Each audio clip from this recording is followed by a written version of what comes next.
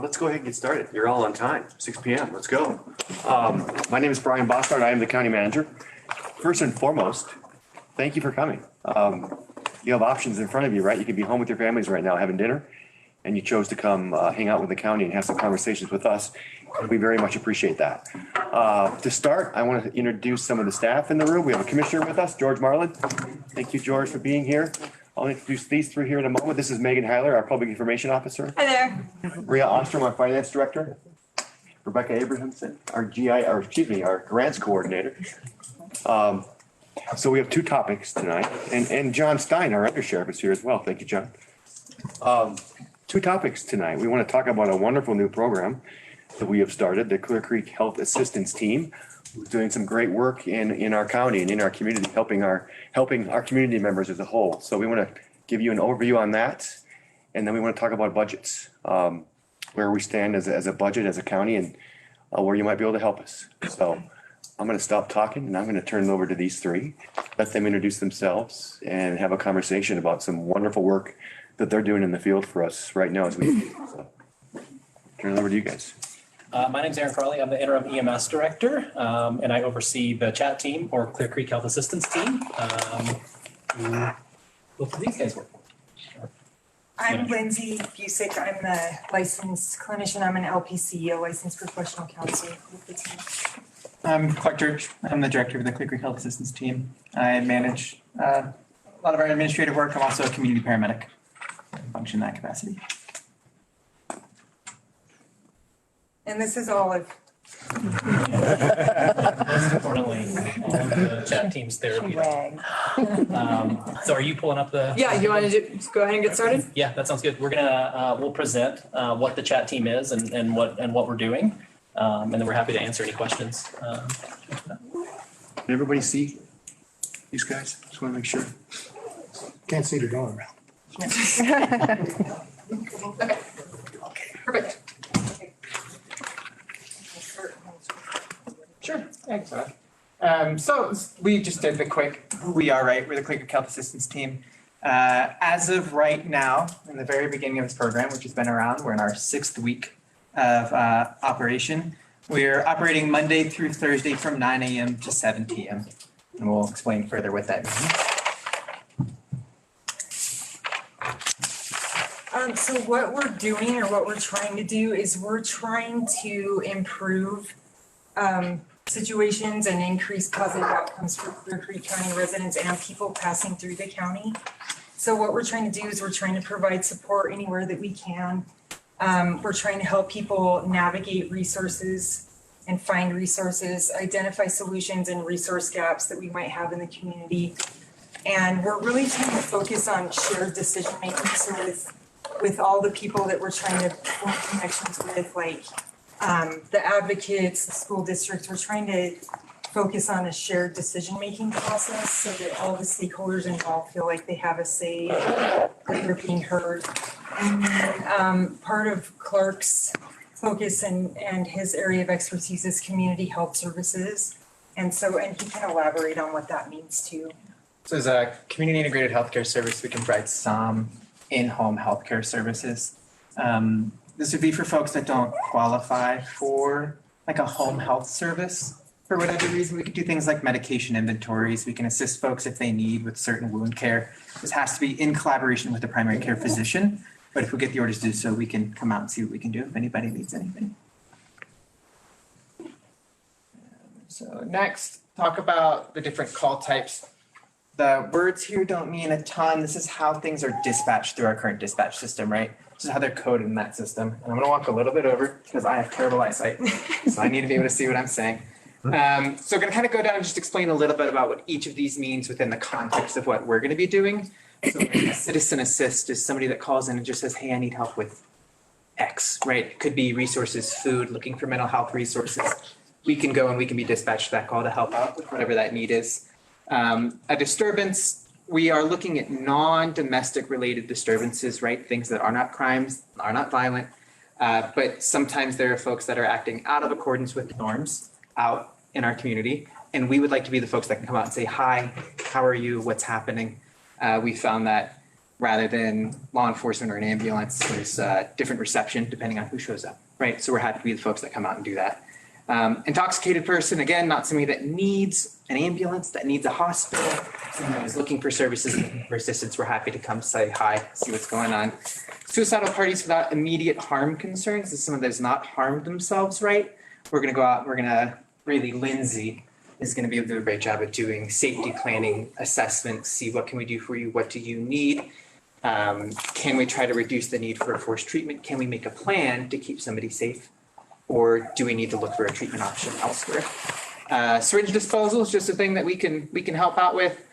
Trespassing more in the context of a party not leaving somewhere, right? Somebody that is without residence that might be outside of a storefront, right? We can go say, hi, is there something that you need? Is there something we can do? Welfare checks, haven't heard from somebody, can't get a hold of somebody. We're happy to go help out on those. Generalized psychiatric issue is just a call type within the system. If anything seems to be isolated behavioral in nature, we're happy to be the first people to go out and say hi. And then anything that is not an emergency nor likely to become an emergency with an underlying cause stemming from a crisis, either personal or situational, or upon officer or medic request. So any of our guys in the first response world that just say, hey, we think you guys can help, we're happy to come out and see what we can do. So the way that this works, and I have bad eyesight too. Come on up front. Don't be shy, come up front. So basically, there's a couple ways that we get dispatched. We can self-dispatch, so we can self-assign. And that's what we do when we go follow up with people generally. We get dispatched from dispatch. We get calls for service from them. Basically, we're provided with all the relevant information to the situation.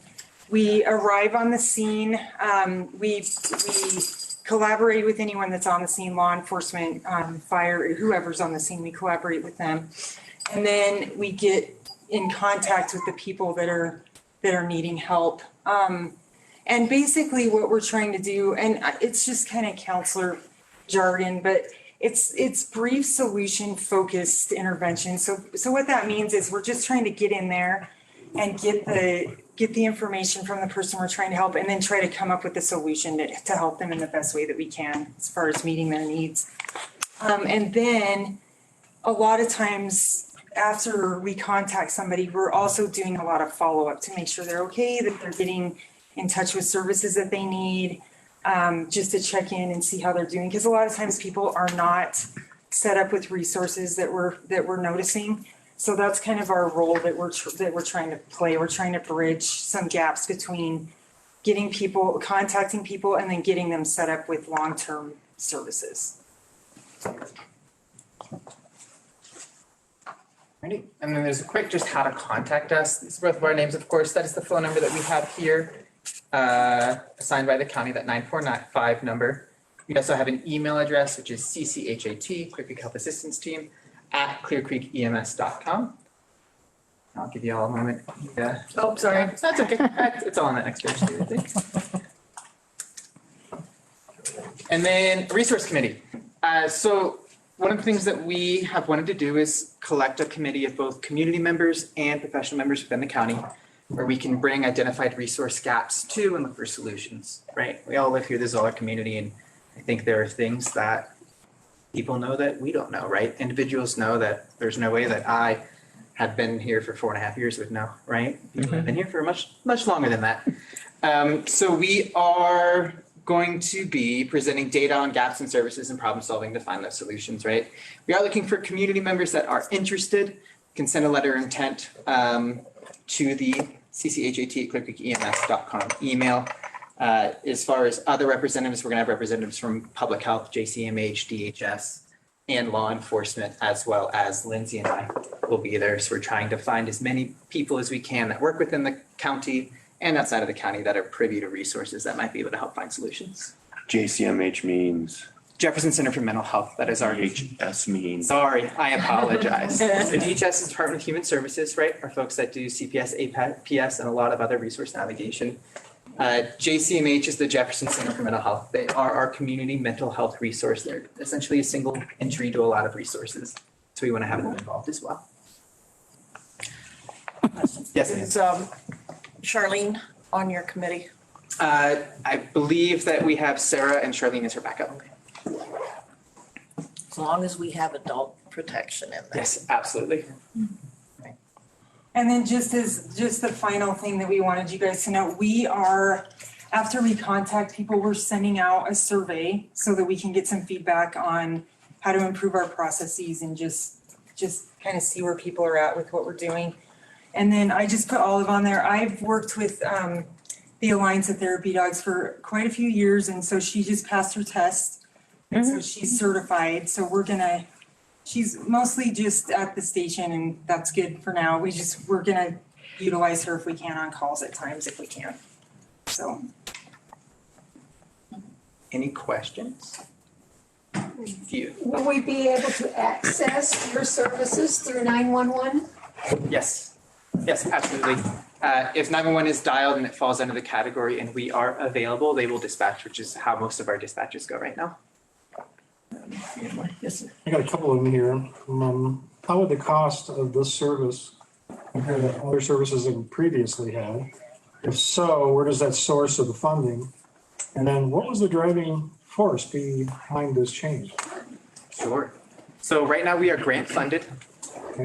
Unsure if there's a comparison for a like service within our county. I don't think we've ever had anything quite like this before. That's kind of what I'm saying, but yeah. Yeah, so this is grant funded as of right now. So it's in addition to, but the source is the grant. Yes, the source is the grant funding. Yes. And then there were a lot of driving forces, right? There's, of course, we've talked a lot about Christian Gladys, right? That's been a very public, but we've had a need for a response team for a long time. I hear about it almost every night. Yeah. And we've been looking at options and trying to put this together for a while. So just took a minute to get it all put together, right? Especially with our aging population. I know of at least 5 years, even prior to you coming on, this was talked about needed in the county, that not every call requires police, and some calls are exacerbated by police, and this could help. And But we're hoping. you've been to Project Support and helped some of our residents, and they've appreciated it. And we appreciate it, because we've had nowhere else to go. Sure. And that would have been a problem without you, is how can we help these people? Appreciate it. The needed aspect.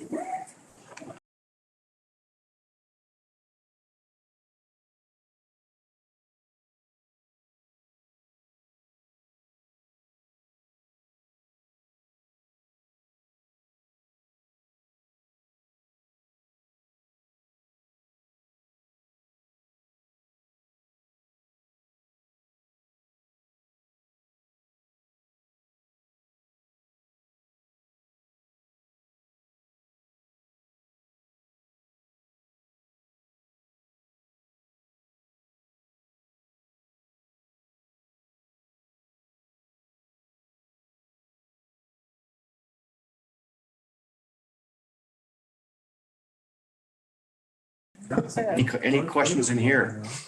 I have a question. How long have you been in service? This is our 6th week. And how many calls have you been on? 27 as of 2 hours ago. What's your caseload? Clarify. Like, do you have a benchmark for caseloads? Do you have like how many people you can, We haven't found it yet. It's a hard question to answer. I would imagine. Yeah. 27 in the last week's pretty good though. Thanks. How do you determine who goes to what? It's on call. Sure. Well, we How do. is there like a decision tree over who goes, where a cop goes? Yes, we have a 12-page dispatch algorithm that we worked with our dispatch supervisor on for a really long time. Probably spent 24 hours in dispatch with him over the course of time to develop that process, which we did take from other agencies which are doing like work. Of course, we didn't just try to pile something together. I have a question. So when you guys get a call, how long do you stay with the person until you discharge them or send them to a different agency or what? Sure. So in the moment, as long as they need, Okay, right? We can. That's what we're here for. Yeah. Right? As far as follow-up care, our goal is to find definitive care.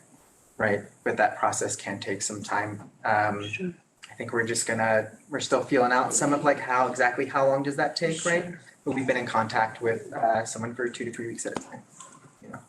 Okay. Yeah, unfortunately, we have a growing drug problem up here. Do you have a protocol that you have in play for handling addicts? Not specifically. We try to treat each individual as such, right? And try to connect folks with the services that they're wanting to find. But we're certainly receptive to finding service for anyone that needs it for whichever reason.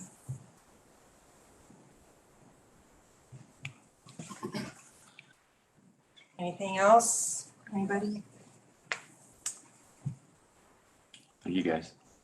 Thank you. Thank you for what you do. Thank you guys. Thanks, Thanks for your time.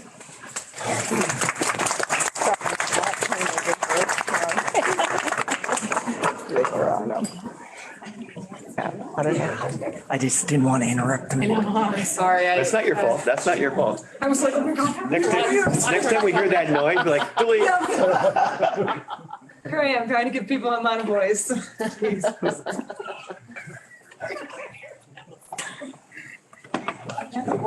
Yeah, right. All right, Maria Ostrom, our finance director, is going to kind of walk us through where we are with the budget. We have to have a proposed budget in our commissioners' hands by the middle of October. This is an opportunity for you to help us inform that book because it's certainly not done yet because we want to get as much input as we can. So that's part of the reason we're going to walk through where we stand budget-wise, I guess, overall, and we'll go from there. Okay, you can look on that screen as well behind you. I know it might be a little bit hard in this room to see. This is actually a timeline of our budget process. And what it shows here is we started this back in April with the commissioners. They had an all-day retreat and they gave us a lot of information, a lot of feedback about things they'd like to see. Things they'd like to see studied and analyzed and put in the budget. Sounds like we have an Amber Alert. Oh, wow. Okay. I turned mine on. You're so smart. Shut your phone off and that doesn't. Sorry about that. No problem. Well, those are important, right? It's important to pay attention to that. Okay, and then we fast forward to August here, and we say fast forward, but there was a lot of work going on, April to August. And we asked directors and elected officials to put an operating budget request together and submit it to the finance department. And that was to help us get a handle on everybody's needs and kind of projects that they thought they needed to be putting into the budget for next year. And then we find ourselves in the middle here today, September and October. The commissioners have been very interested in getting feedback from the community. They wanted to make sure that they solicit input from our residents. And so over the course of September and October, we're hosting a series of meetings like this one tonight to try to hear from the community. And then in November, we will actually do a formal presentation in a meeting, a BOCC meeting, to the commissioners and present the proposed budget. Is that the actual date, the 11th or the 7th? November 7th, yes. Now that's just a presentation. On December 5th, it's a budget hearing where the commissioners hear it again. They hear information again, and then they make a decision about adoption of the budget for the following year. Next slide, please. Okay, now the county has 14 funds. We have a lot of things going on. It's not just the general fund, and I know I'm going to try to be careful not to drop acronyms and stuff unless I explain them, but we're not going to talk about these first 13 funds. We're going to focus on the general fund. So these first 13 funds have things like Road and Bridge. You're very familiar with Road and Bridge. You all adopted a sales tax increase 1.5 years ago to help make progress on some of the roads in our community. And that's being handled by our folks in the Road and Bridge Fund. What we're going to talk about for the next couple slides is the general fund. When you are interacting with a county employee at a counter, if you come in to retitle your car or pay your license fees, or you come in to pay your property tax, or you get a ticket from a Clear Creek County sheriff, you're interacting with someone who's paid for out of the general fund. So typical services that you would expect your county to be delivering, those are getting paid for out of the general fund. Let's go to the next slide, please. Now, these are all the departments in the general fund. This is how much in the 2023 budget. This represents their funding level and the number of employees working in each. We deliver services through staff. This is how we get our job done. This is how we bring services to you. So basically, the general fund is primarily salaries and benefits, right? That's the cost driver in the general fund. We have 142 or so in full-time employees that work out of the general fund. And about 65% of the general fund cost is salaries and benefits.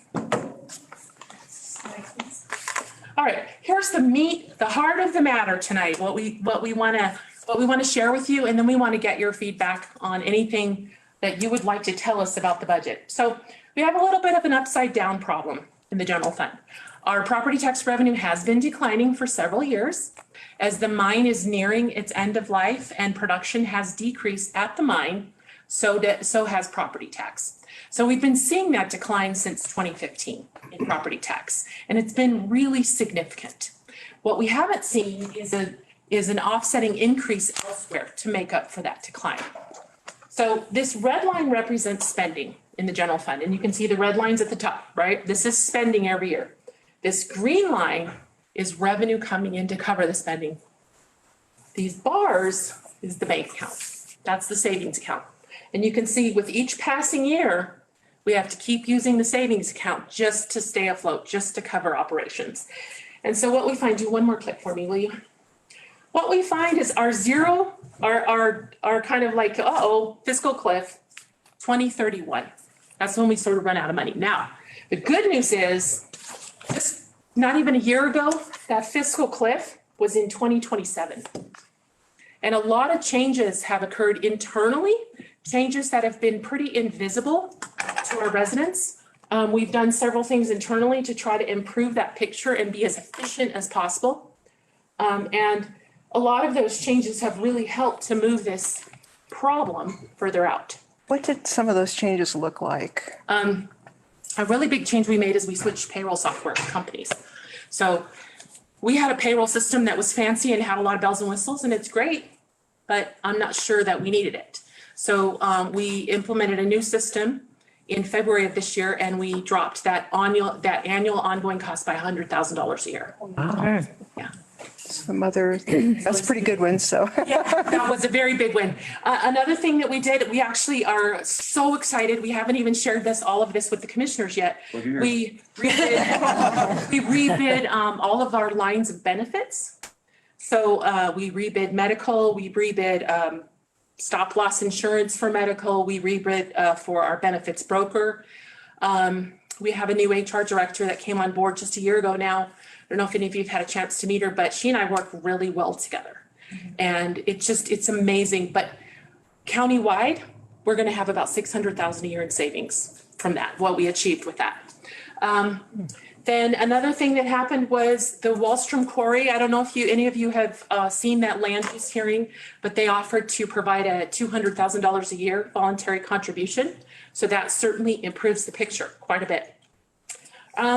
You all received an assessment notice, and you probably noticed that your property tax, the market value has gone up and it probably increased.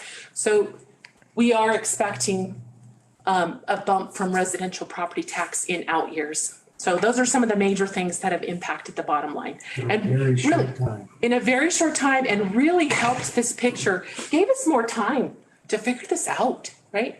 Gave us more time to figure out, what are we going to do? How are we going to address this and still serve the community? Yes, ma'am. Going to a 4-day work week, did that impact that significantly? That is a good question. It has not changed anything so far. I know in other communities, the state of Utah, for example, went to 4-day work weeks for a while. And some other cities and counties in the state of Colorado have done that. What they have found, they expect to save on like heating and electricity, lighting, because they wouldn't be bringing the buildings up to 70 degrees on Fridays. They did not see significant savings at all with that. What they saw was a significant amount of savings in overtime.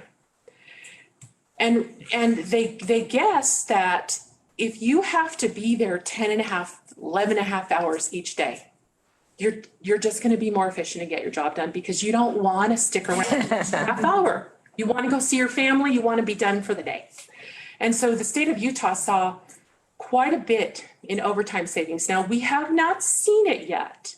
We're watching it, but we do have quite a few vacant positions. The labor market's really tight. It's hard to hire people. It's hard to get people to drive up here. We're having some issues with that, with just filling some positions, but I am hopeful that long-term, this has been a wonderful change for our employees, right? They have an extra day, and for those of us that travel up to Georgetown, it's nice to not have to do it 5 days a week.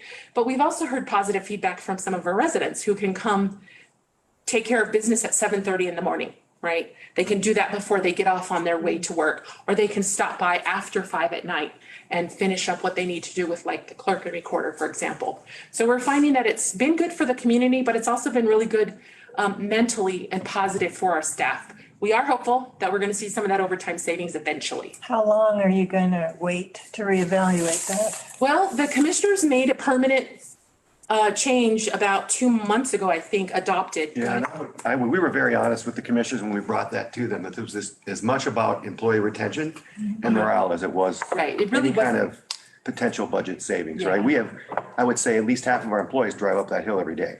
Yeah, So it's, you Do know, you two drive up? Both of you live out of town? I do. I live here in town. I do, but I carpool. 50% drive up from out of town, you said? All right. Question? I just want to add something on these recent cost saving measures. Maria is excellent and she's been here for a year About a year and a half. about a year and a half. And so to the question or comment about the short period of time, this is actually something that the current board and the previous board of county commissioners have been working really hard on and finding savings since 2015 when we got the news from the mine.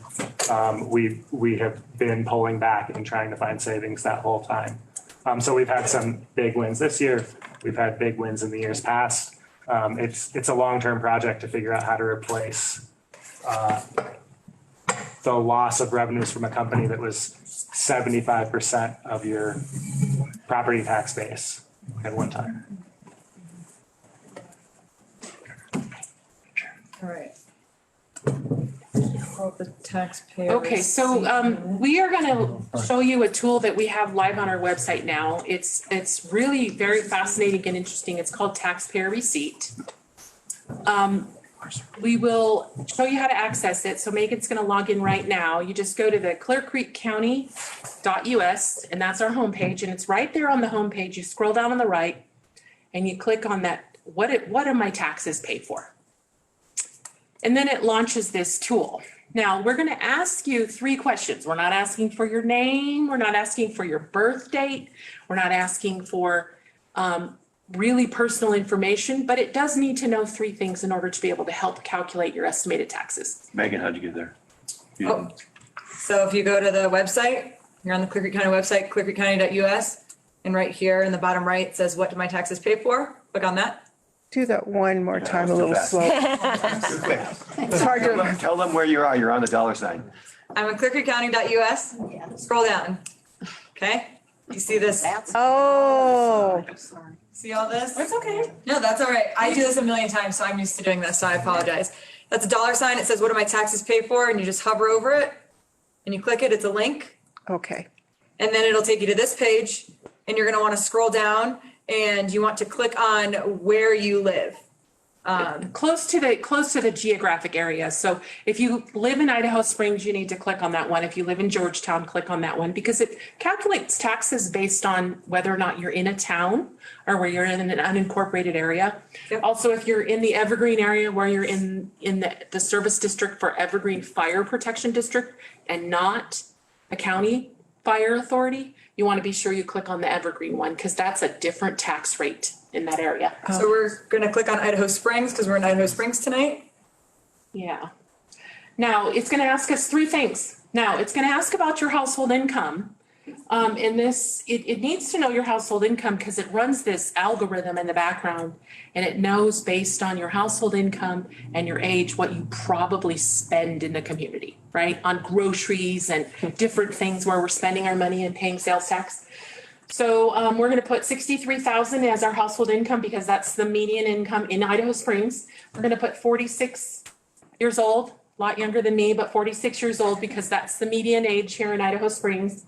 And we're going to put the home value of 500,000. Now, home value is important because it's going to calculate property tax. So that's important. If you own a home, you want to be sure and put your most recent value in there. And that's the median property tax? That's Or assessed value? Assessed value Yes. that you got? That's the mark, yeah, the assessed value, excuse me. We use weighted averaging, right? Because we have a very small but very wealthy populace.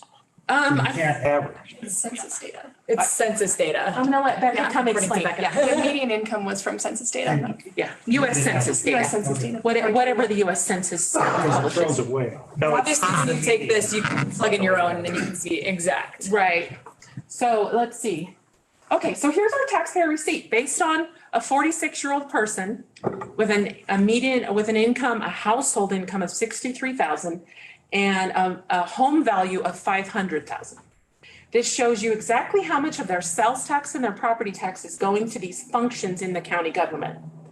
And so these are all those departments that we saw in the general fund. But we also added here to the bottom, because this is important, keep in mind, a lot of our property taxes and sales tax aren't going to Clear Creek County, right? They're going to the school district.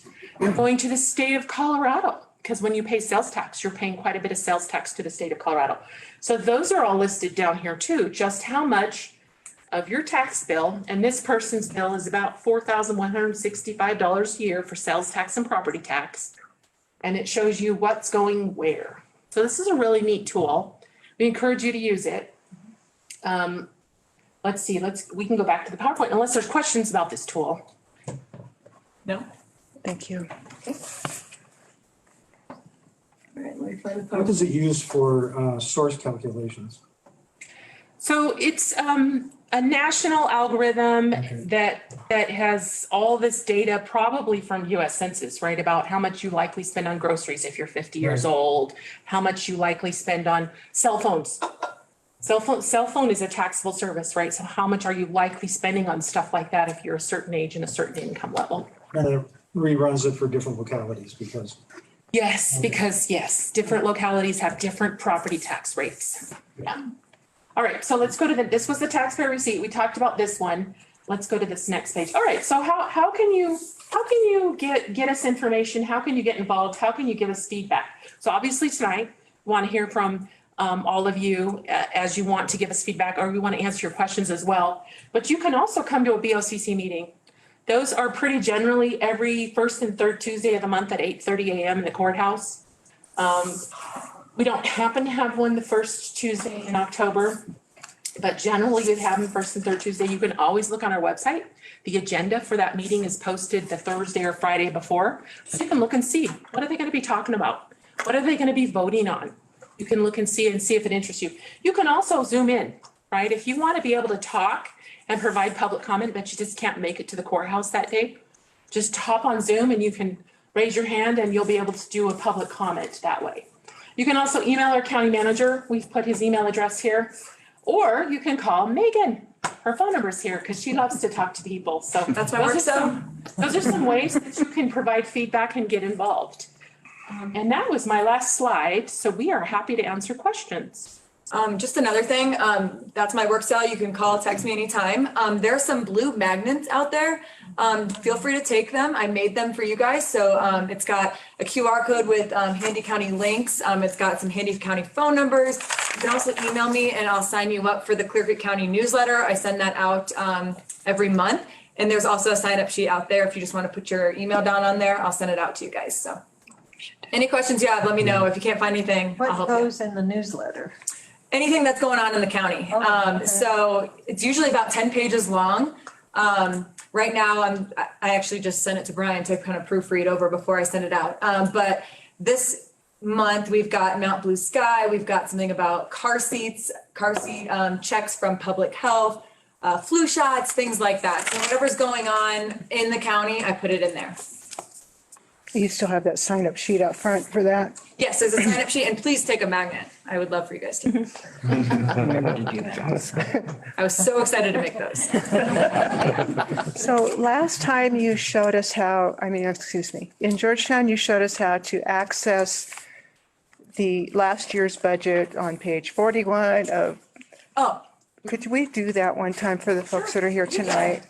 Thank you. You bet. So I thought that was very helpful. yeah, you get to the budget on the main county homepage, clearcreekcounty.us. So we're going to start there. I'm just gonna exit out all this. Oh, There's a link at the bottom of, there's also a link directly to the 2023 budget at the bottom of that taxpayer receipt tool that we just walked through, so. Oh, well, let's look at that. Let's go back to the There. Let's start there. Okay, we're gonna go back to the Thank you. taxpayer receipt.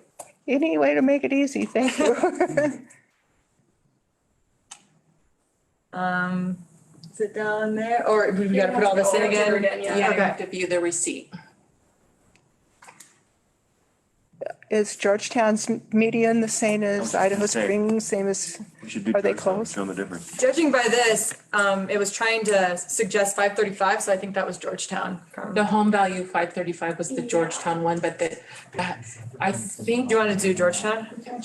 Yeah, I think in Georgetown, to get to your point, sir, we Here threw with the out Georgetown. average, not median.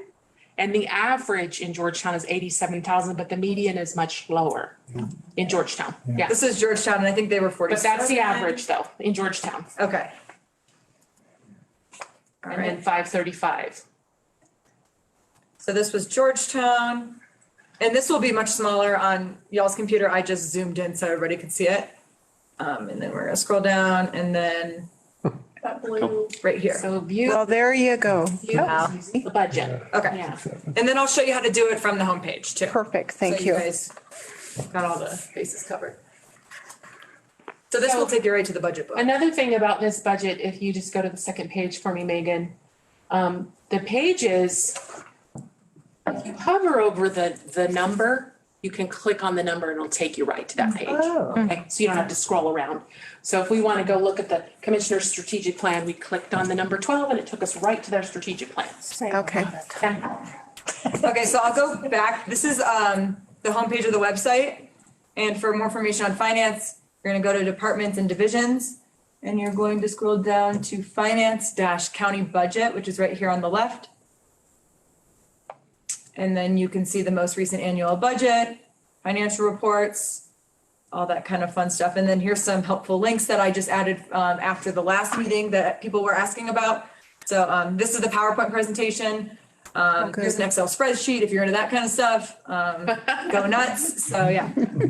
Crunch the numbers. Good question though. Thank you. Yeah, thank you. I see a hand over here. Go ahead. This one right here first, right? Okay. Yes, sir. In the early 2010s, I ran for commissioner. And I'm one of those analysis crazy guys with numbers and all that kind of stuff. I did an extensive analysis of Clear Creek County and found it absolutely fascinating. Very unusual county and huge challenges. And of course, the first thing that stuck out in my face was the mine. And we were heavily dependent upon the mine, and that was bad news. I also saw that our populace was aging. I also saw that we have very limited building areas and resources and so forth, so we couldn't bring in industry or so forth. We couldn't change our averaging where we should have had 5-acre, $1 million houses for the right amount of income and so forth. We couldn't change that. So I kept eliminating what couldn't be changed. And then I ran forward algorithms on the whole place. And it was interesting. The next thing I did is I called and talked to countless counties and got tons of information to form brackets. The low end, the high end, what works, what doesn't work, what we're in trouble. And since then, I've occasionally kind of touched here and there. And one of the things that I did was recently, knowing that we're in trouble, I talked to counties who have crashed. And oddly enough, I found counties that lost their mines, which was their main source of income. And I talked to their sheriffs and to their managers and so forth. And they said, what did you do? What did you end up having to do? And how did you survive it? Or did you not? You know, how did you farm things out? You know, what did you do to kind of keep this challenge going? And extremely long, complicated story short, we shouldn't be here. It's by a miracle that we're here.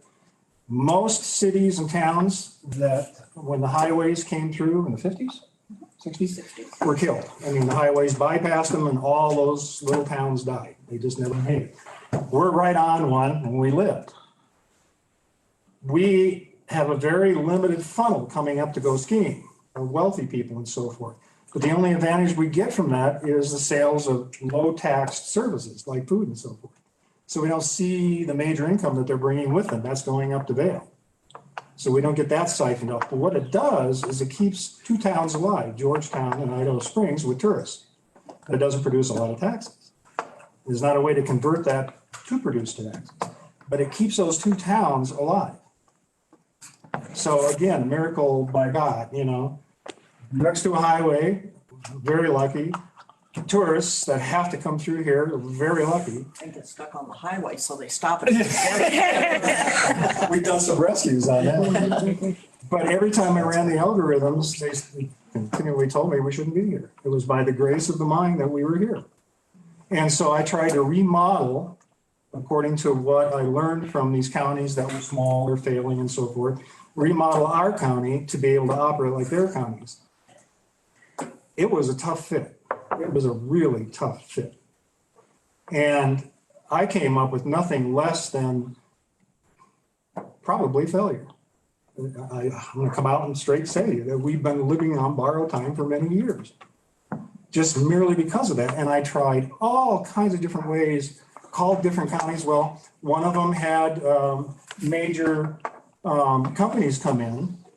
They had enough people that were no longer on the farms because the farms were being bought up and condensed and so forth. And the town survived by some company moving in and then needing a lot of, you know, workers and so forth, making farm implements or something like that. And they produced income that way.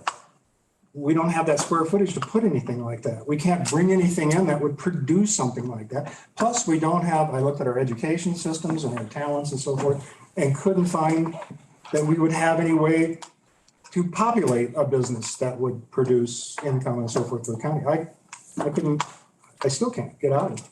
And just recently, I talked to 5 different counties that ended up, so how do you handle licensing? Well, Mabel, you go to her house and knock on the door and she's got a thing in her kitchen and she does it.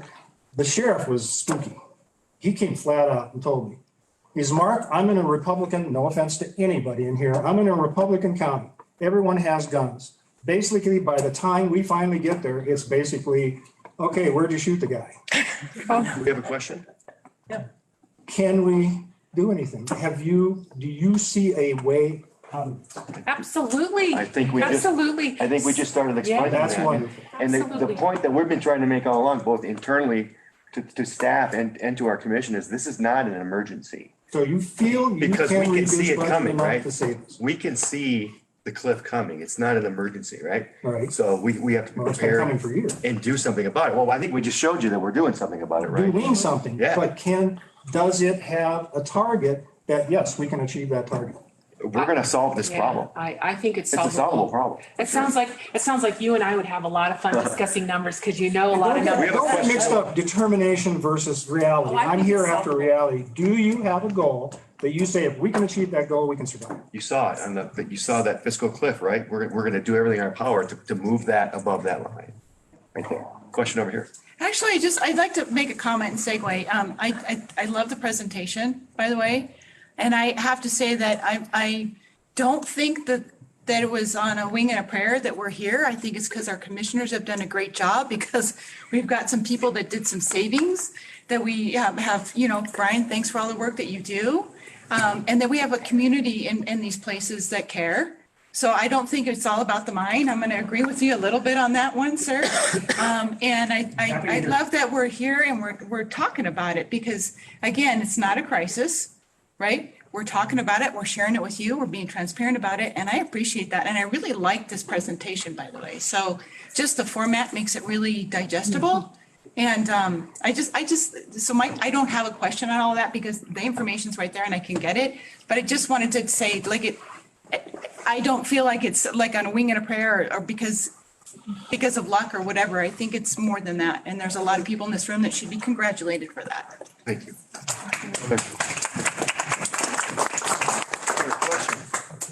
I have a couple questions. Does Fry Pit offset Henderson in any way? No, size wise, they just don't even compare to what the mine generates in property tax. Even at a mine, the mine's decreased production, it's just not a comparison. Okay, I was just kind of But curious. we are grateful for Loris and Croy, and they are a big reason why we've moved our fiscal cliff way out, right? So we're so glad they're here.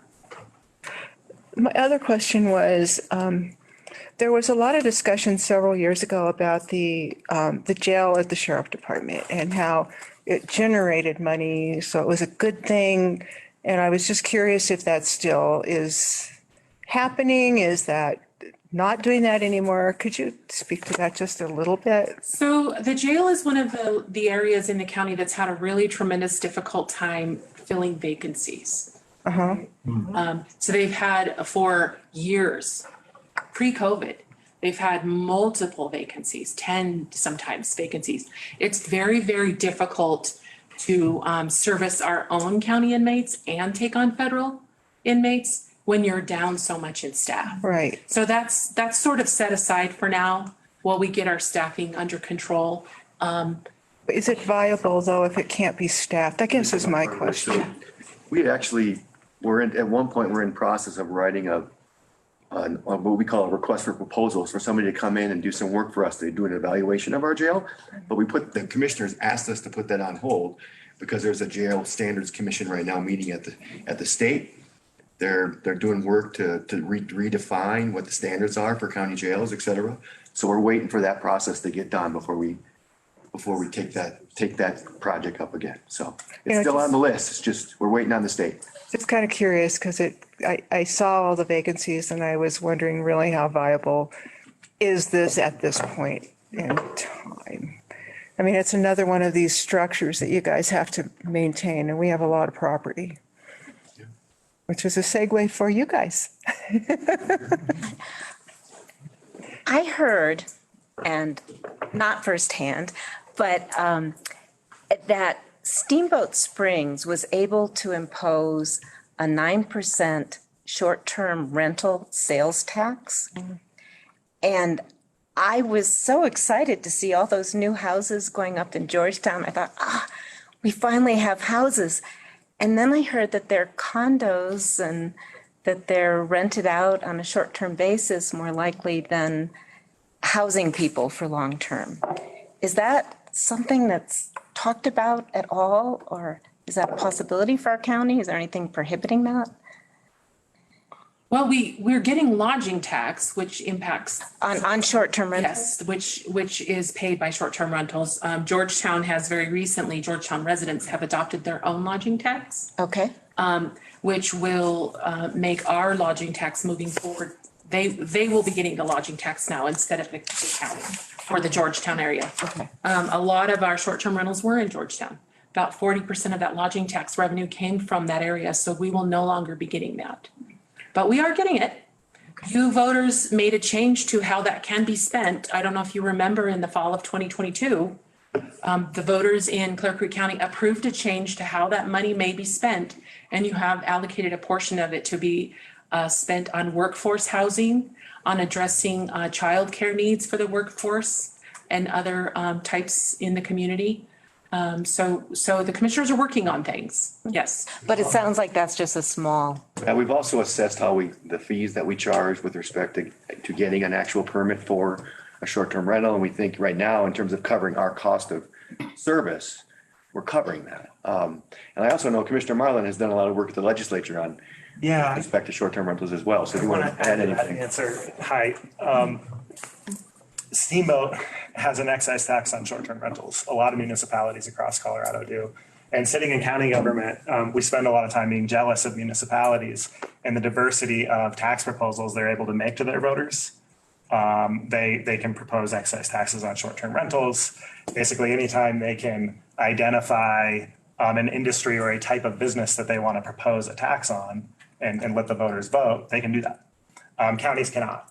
We're limited to doing what the legislature has thought to give us the authority to do, to propose.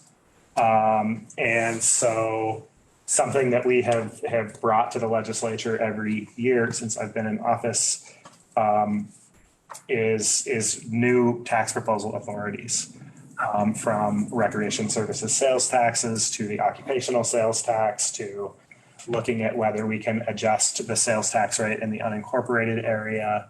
There are a lot of different concepts out there, changing the assessment rate of short-term rentals to commercial assessment rates. Right.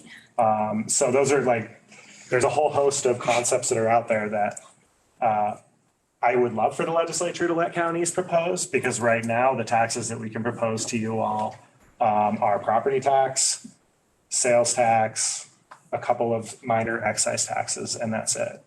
So comparables for our residential sales tax could include someone who's making a lot of money on short-term rentals, because that's technically a residence. I don't know if I understand the question. So when you impose sales tax on a house, you look at comparable houses in the neighborhood, right? The property tax. Yes, sorry. And does that include people's more valuable property because it's a successful short-term rental property? It does, but not really, because one short-term rental won't change its own value. It's just based on other sales of comparable homes in the area. Okay, so somebody's selling their house saying, oh yeah, we made $30,000 last year in rental income.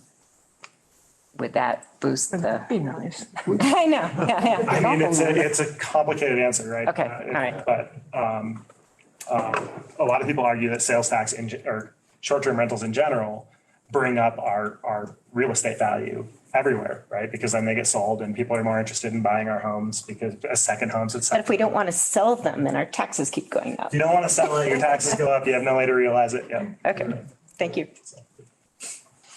We'll keep pushing for that recreational tax for rafters and the ski area and those types of things. Sure. Yeah.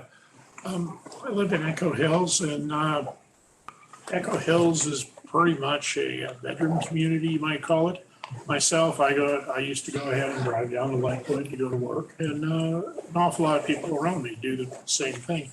How much of your tax base is basically a bedroom community? I don't know how to answer that. Yeah, I don't really know how to answer that, other than I will say tourism is really important. If you look at our sales tax numbers and when we spike and peak, we peak in those summer months when people are traveling here and walking around in our towns and spending money. So sales tax is really the driver.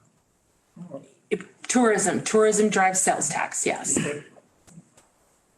I was trying to wade through some of the budget stuff. I was looking for, and maybe it's not in there, how your partnerships work in terms of getting income with the Forest Service or with other police agencies that use the jail, for example.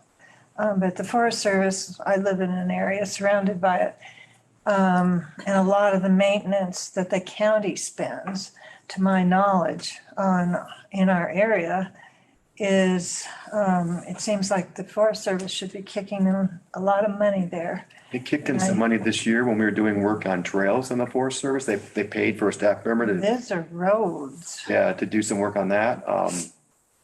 Well, how else can we answer that? I know we get payment in lieu of taxes from the federal government because of the amount of Forest Service land that we have.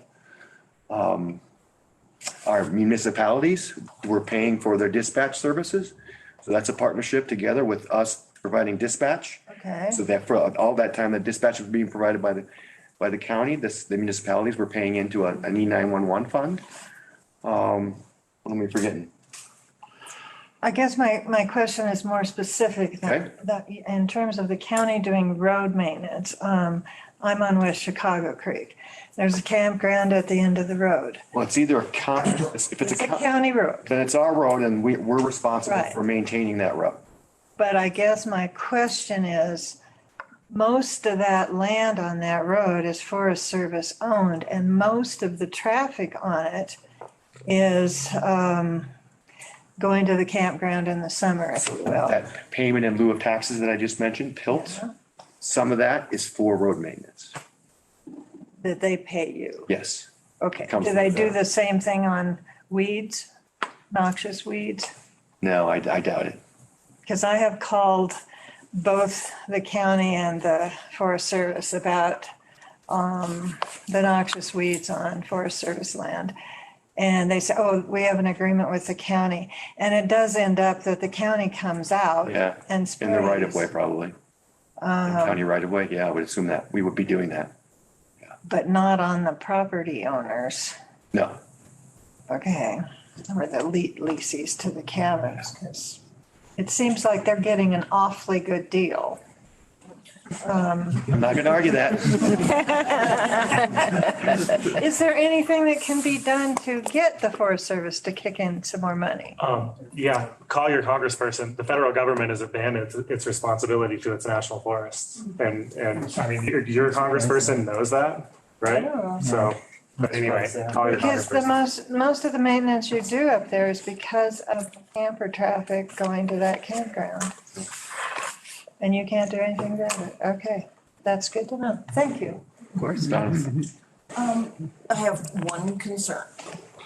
Because the rumors are rampant in the county, what's the status of the roundabout? What's the status of the roundabout? Roundabout? Oh, the bus. I'm thinking of a circle you drive around. It's gonna stay kind of like the commission. It's a roundabout. It's funding, it's funded, and it's providing service. And but is it gonna provide service in 2023? Is it funded that far out? 2044, you mean? Yes, it is. Or Yep. 24? Yep. Get the grant? Yes, we get grants every year from the federal government. All right. Yeah, it's funded and it's not going anywhere. Because a great deal of our seniors are reliant on I'm it. sure.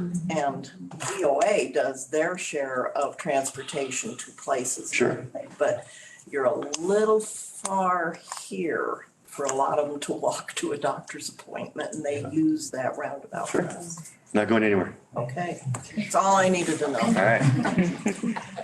Do you know how much money, sales, or not sales tax, your property tax comes from Airbnb?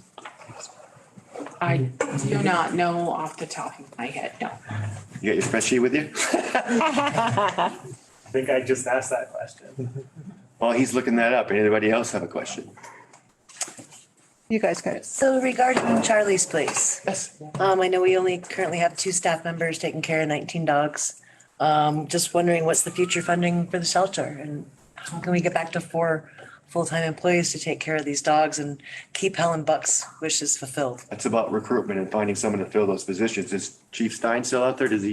Under Sheriff Stein, I should say, does he have any update on the vacancy in Charlie's Place? We have 2 part-time openings that are being advertised, but we've yet to receive any applicants. Okay. Ma'am, So Charlie's Place is the shelter of the Gilpin County as well. Do they contribute? they sure do, and they contribute a lot more than they should be based on the number of dogs that they're bringing to us. Yeah. My computer's dead. I'm not gonna get that. Okay. number out. I don't think we have that number tonight. Yes. Hi. I just want to take a second to say that over the last year, I've spent a lot of time reaching out to George and other county staff about the CCHAT program. I see they're still out on the hallway. They've all been willing to talk to me and hear my concerns. And I've had the opportunity to hear what their plans are for that program. I think it's a great thing.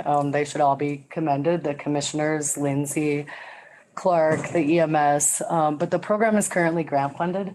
And, you know, we have some similar concerns with Charlie's Place and things like that in that we do have this fiscal cliff coming up. Maria's doing a great job of moving that deadline back, but at the end of the day, we might have to explore other sources of revenue or cut services. So for the CCHAT program, what are our other options for keeping that program going so that it isn't just primarily grant funded? Because that hasn't worked so well with other counties. That kind of results in a roller coaster of services. So how can we maintain those sorts of services and the other services that we all like to keep? What are our options for funding? Well, we do have 2 additional FTEs in our 24 budget that we're bringing to the commission that would add to the chat program. But that is vehicle. Yeah, and we're gonna have to fund them, but what I'm asking is, you know, to increase revenue, we discussed some options tonight, but what are the best options for doing that for programs like the CCHAT and Charlie's Place and things that the citizens want to see? Because you guys have a really tough job trying to maintain those services and keep everything in place. So as the expectation is our best option, sales tax is paid by tourist, property tax, short-term rental tax, like what kind of options are you considering? Right, it has to be Or an, increased funding, because that's part of the equation. yeah, it's gotta be an increase in revenue, right? Whether that comes from us being very proactive and trying to find new business to move into the county that would provide more property tax, provide more sales tax. Whether that's going to the vote of the people for a tax increase at some point. But right, those are the only options, or what can we stop doing?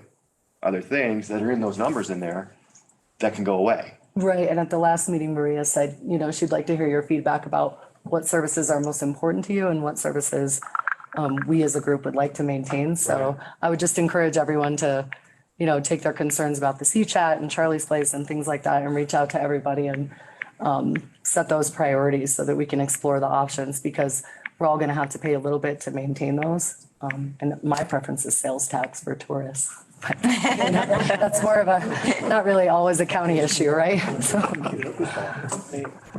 Anybody else? No question. How many properties does the county own? I can't answer that. And when you start talking about open space land and a lot, right? Not open space, but properties that the county could sell or. Well, that's actually something that we've talked about, right? That's something. Church. Yeah. Yeah, we're kind of reserving that church hopefully for development at some point, for housing, et cetera. But, yeah, we've talked about that. Can we as county staff start to look at how where we're housed, right? Can we sell the annex?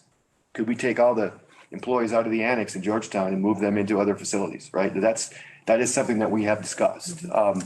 It's difficult to do that, but it is something on our radar to look at. One thing I hear a lot about, because now I'm IR1 and I talk to a lot of seniors, and the biggest issue that they're having is when they get older and they can't live on their own anymore, and they have to go to an assisted living or they have to go to a nursing home.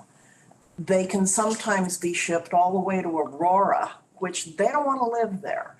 It's really detrimental to their emotional health and their physical health to be away from Clear Creek County, where they have spent their entire lives and they want to end their lives here. But because we have no service, like assisted living or a nursing home or anything like that, they really dread it. It preys on their minds a lot.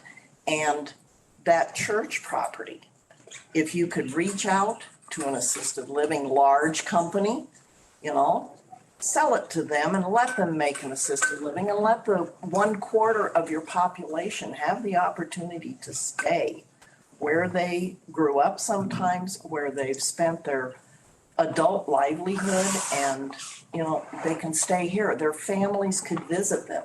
It's hard to go visit a family member when they're way out in Aurora and you got to go over Floyd Hill. It's hard. Boy, before your question, I should have introduced Mayor Harmon being here. I didn't notice. Well, I want to piggyback on what she's saying, because that's very, very true. It plays hard on the minds of all the senior citizens here. And I want to also commend the EMTs, because there is no doubt, looking around at all of us here, I don't think we could continue to live here if we didn't have the EMT service. They're excellent.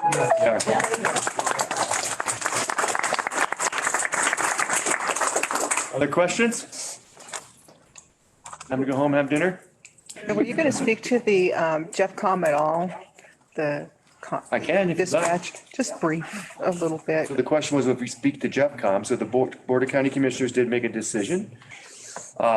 Assuming with the other municipalities who were interested to contract with, or asked to contract with Jeff Com down in Lakewood to provide dispatch services. Each of the municipalities have agreed, so I'm going to be sending a letter down to Jeff Com tomorrow or Monday requesting access and requesting to contract with them for dispatch services. Board of County Commissioners spent a lot of time looking at this. We hired a consultant to do a lot of work for us. And the commissioners made it very clear that we weren't going to make this decision if it was going to be any kind of a decrease in service.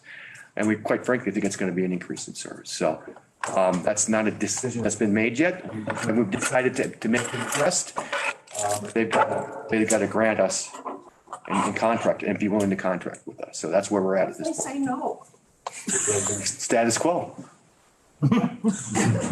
And you guys are also woefully understaffed there as well, is my understanding. Staffed for 14 and have 7 or something. We are understaffed and have been for a few years. Yeah, yeah. It's been difficult. It's part of our challenge. Staffing has been part of our challenge. It's road and bridge, keeping people with a CDL. You know how hard it is to find someone to come up here and drive with a CDL? And Oh, believe me, I know. so many positions like that are very tough to.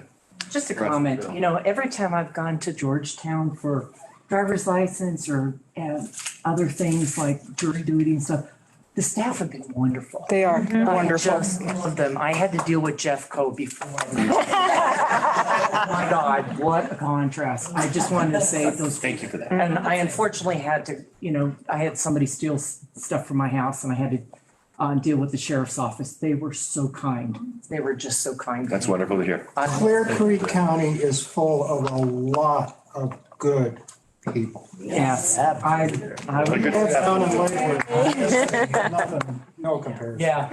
And we're scrappy. And what's weird out here is you can have two people fighting like crazy over all kinds of stuff, but if somebody needs help, they're at the spaghetti dinner helping. Other questions? That's the reason we survived. I guess I hear about the position at Charlie's Place. They have it advertised. We volunteered there for 14 years. I mean, we understand what's going on. We've been in the trenches. I'm more concerned about the long-term future of our shelter. Getting that third position in, yes, will help what's going on there, but the volunteers cannot be helping all the time to fill in for sick days and vacation. Even a third position there will just get it back to a semblance of sanity. We need that fourth position that was taken away, and there was another half-time position, 1.5 positions. And I think most of us would be happy for just the fourth position. What's the status of that in the budget? And it's hard to fill. There's no one that's applied for this vacancy that just recently happened. But I'm looking beyond that because we've seen Charlie's Place in its most beautiful vibrance. And now it's just really heartbreaking to see where things are. Staff is stretched to the ultimate. Volunteers are stretched to the ultimate. We have so many dogs there and we're a no-kill shelter and we're going to stay that way. What's the status of that fourth position being put in to the coming budget to get Charlie's Place back up to where it can be vibrant, to help the animals in our community, which helps the people in our community and helps our Gilpin and Clear Creek community. It's a vital service and function, and it just can't be swept under the carpet because those animals, all the cats and dogs, they have lives too. So I hope I'm speaking for the other people that are here representing Charlie's Place tonight, but I'm asking for more. I mean, we need more than just bare bones. Like so many of us have been working jobs. There is not a fourth position in the budget right now. I can tell you that. I think we need to get these positions filled that are vacant right now before we even have that conversation, right? And But it needs to not be swept under the carpet. That's something that was there that was kind of taken away. And now we have 17, 18 dogs. Many people are surrendering their dogs. The shelter's overwhelmed. And until we have the staff that we need to take care of that, volunteers and people are changing their lives to make that happen. we've got all these positions that we struggle so mightily to fill, right? Yeah. It's in the same boat, right? I just have a comment. I think part of the reason why we have trouble filling a lot of our open positions is our capacity to pay people better wages is limited because of the budget constraints. And so salary is sometimes the easier, more popular way to cut expenses. But I think at the end of the day, we're all going to have to consider, whether we're willing to pay more property tax or pay more sales tax or how we can bring up the revenue of the county, because I agree, we need more positions, but I'm not sure that we have the money to do it. With respect to salaries, we did a salary survey, a salary study last year of comparing comparator organizations that we think we're losing staff to or we're attracting staff from. And we compare those with those kinds of entities, and we're right there. I think right in market. But we're not quite there, right? Like, for instance, in the sheriff's department, we don't have as good of salaries and benefit packages as other departments might have. So sometimes we get people and we train them and then they go and move on to a better position where they have better benefits, right? That's been a discussion at some of the prior budget meetings. So, I mean, we do need to pay people more. There's upward pressure on wages because ultimately that's why people are willing to take a position. But, I just think we all need to consider how we can contribute to increasing the revenue. Yes. Because it's coming up in the very near future.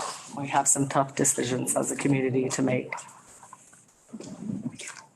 Related to her comment, if the salaries from your survey are in line, is it because of the housing situation? That's part of it. And are you exploring other possibilities for certain departments, like having, maybe somebody wants to keep their house in Lakewood, but they want to work up here? Is there a bunkhouse situation? It's a good question. We don't have you're right.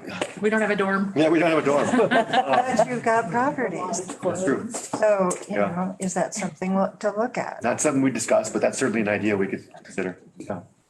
How about two more? One more?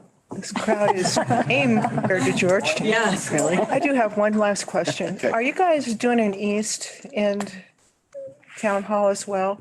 And when and where is that? October 11th. At the Emerge meeting? You're going to the Emerge? Mm-hmm. Okay, Chat and budget will be at the Emerge meeting.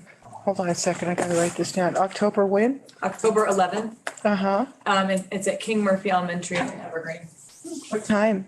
I believe it's at 6:30. Thank you. Last one, right there. You were talking about the wages here seem to be comparable or around comparable. And then people have open positions. Is that due to housing or is that due to wages? Which is the driving? I mean, we think we're close and competitive with wages. I think there's no question housing, right? It's difficult for a entry-level EMS employee, right, to purchase a home in Clear Creek County. So yes, there's no question that housing is having it. I do think our retirement that we offer to our employees could probably be improved. It's something that we looked at during this budget process. We ultimately chose not to include it in the budget that we're going to present to the board. We're going to make sure they understand what that cost is to determine if that's something we want to add in. But I think housing is as big of a driver as retirement is. That and the gas to drive up here. Sure.